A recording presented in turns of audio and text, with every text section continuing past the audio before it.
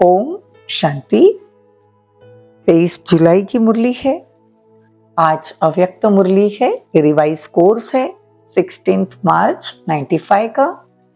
मुरली का हेडिंग है सर्व प्राप्ति संपन्न आत्मा की निशानी संतुष्टता और प्रसन्नता। आज सर्व प्राप्तियां कराने वाले बाप दादा अपने चारों ओर के प्राप्ति संपन्न बच्चों को देख रहे हैं। सर्व प्राप्तियों के दाता संपन्न और संपूर्ण बाप के बच्चे हैं। तो हर एक बच्चे को बाप ने सर्व प्राप्तियों का वर्षा दिया है। ऐसे नहीं किसी को 10 दिया, किसी को 20 दिया। सभी बच्चों को सर्व प्राप्तियों का अधिकार दिया। सभी बच्चे फूल वर्षे के अधिकारी है। तो बाप दादा देख रहे थे कि हर एक अधिकारी बच्चे ने अपने प्राप्तियों का अधिकार कितना प्राप्त किया। बाप ने सर्व दिया, लेकिन बाप को सर्वशक्तिमान व संपन्न सागर कहते ना। लेकिन बच्चों ने उन प्राप्तियों को कहां तक अपनाया। बाप का दिया हुआ वर्षा जब अपना लेते हो तो जितना अपना लेते हो उतना नशा और खुशी रहती है। मेरा खजाना है, दिया बाप ने है, लेकिन अपने में धारण कर अपना बना लिया। तो बाबा ने क्या देखा कि अपना बनाने में हम नंबरवार हो गए। बाबा कहते धारणा करने में यथाशक्ति हो गए ना। तो बाबा कहते कि बच्चे जितना हो सके बाबा की याद में रहेंगे तो सर्व प्राप्ति संपन्न बन जाएंगे। अपने अपने धारणा की यथाशक्ति में नंबरवार बना दिया ना।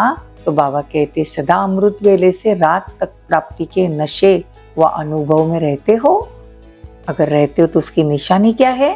प्राप्तियों की निशानी है संतुष्टता। वो सदा संतुष्ट मणि बन दूसरों को सभी संतुष्टता की झलक का वाइब्रेशन फैलाते रहेंगे।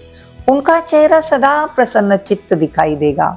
प्रसन्न चित्त अर्थात सर्व प्रश्नों से पार, प्रश्न चित्त से न्यारा।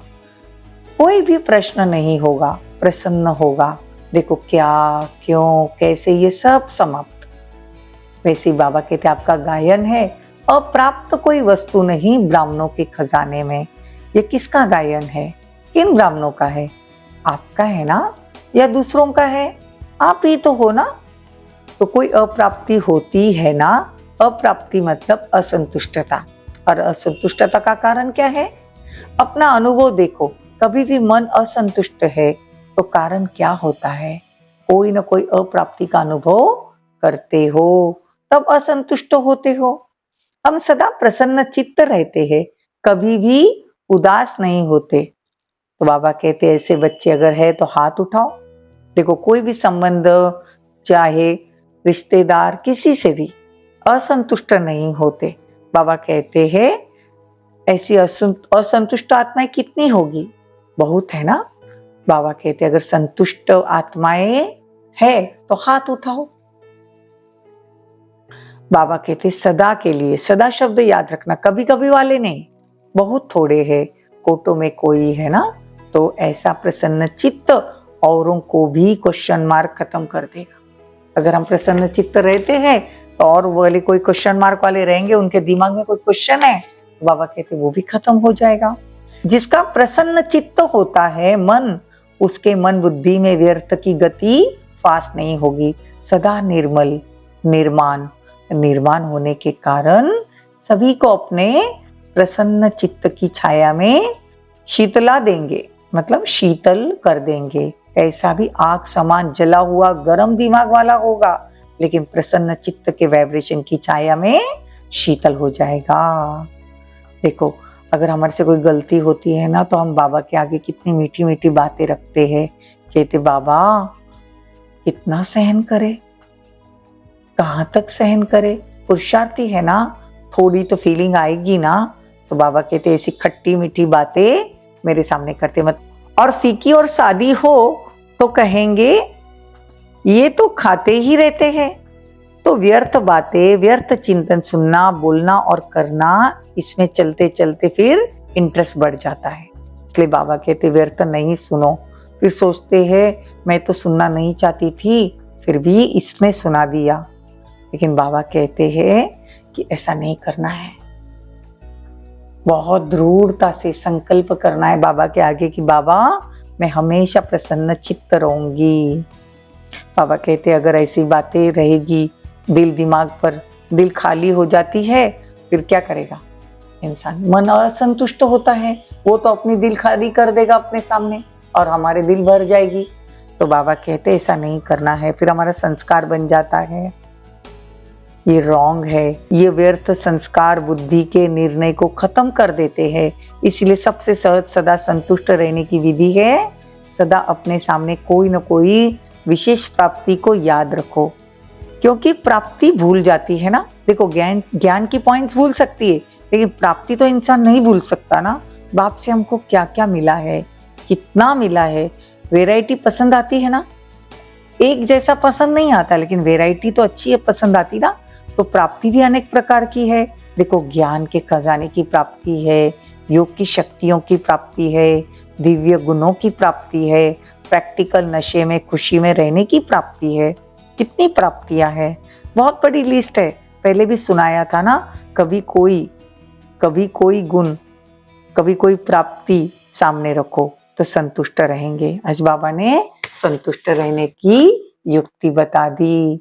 तो दुनिया वाले तो हद के नाम शान के पीछे दौड़ते हैं, और आपका नाम विश्व में जितना ऊंचा है उतना और किसी का नहीं। तो आप अपने नाम को देखो, सबसे नाम विशेष तो ये है कि आपका नाम कौन जपता है?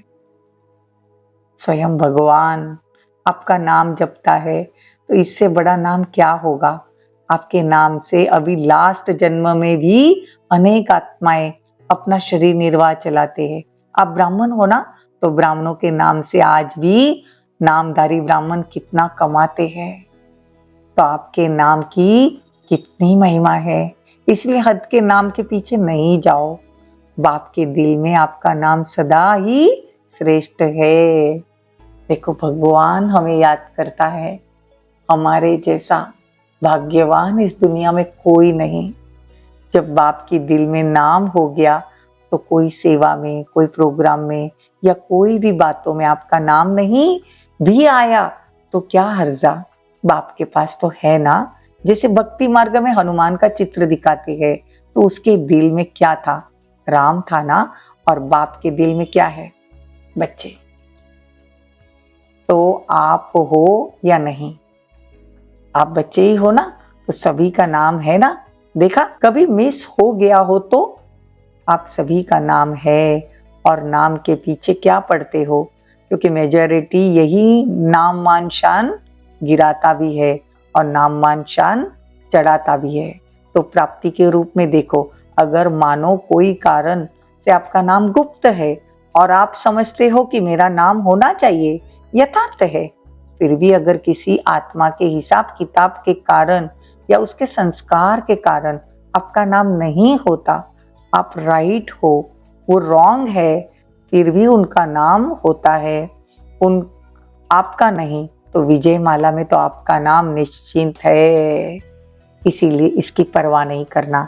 इस रूप में माया ज्यादा आती है, इसीलिए अभी गलती से नाम मिस हो भी जाए कोई हर्जा नहीं, लेकिन विजय माला में आपका नाम मिस नहीं हो सकता।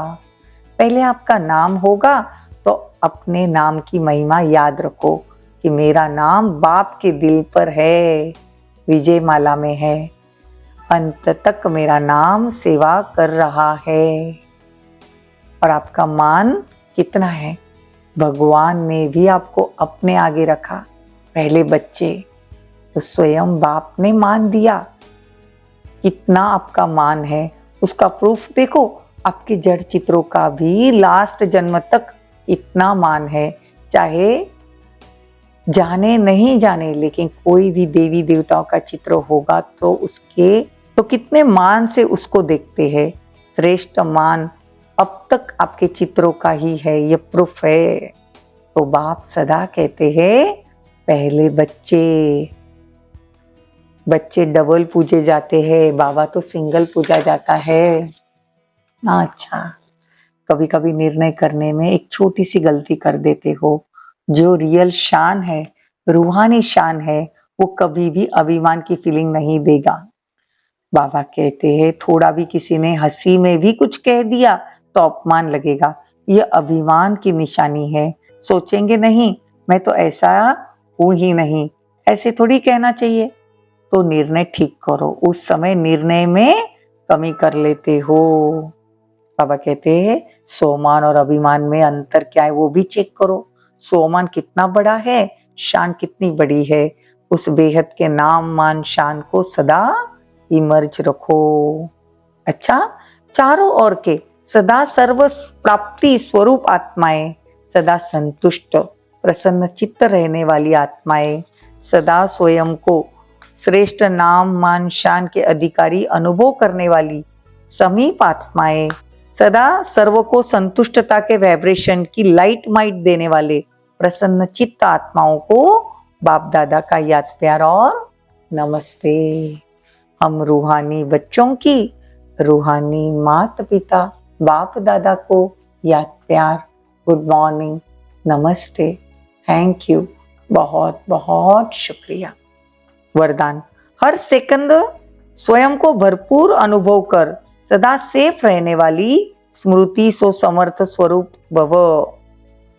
हर सेकंड स्वयं को भरपूर अनुभव कर सदा सेफ रहने वाली स्मृति सो समर्थ स्वरूप भव।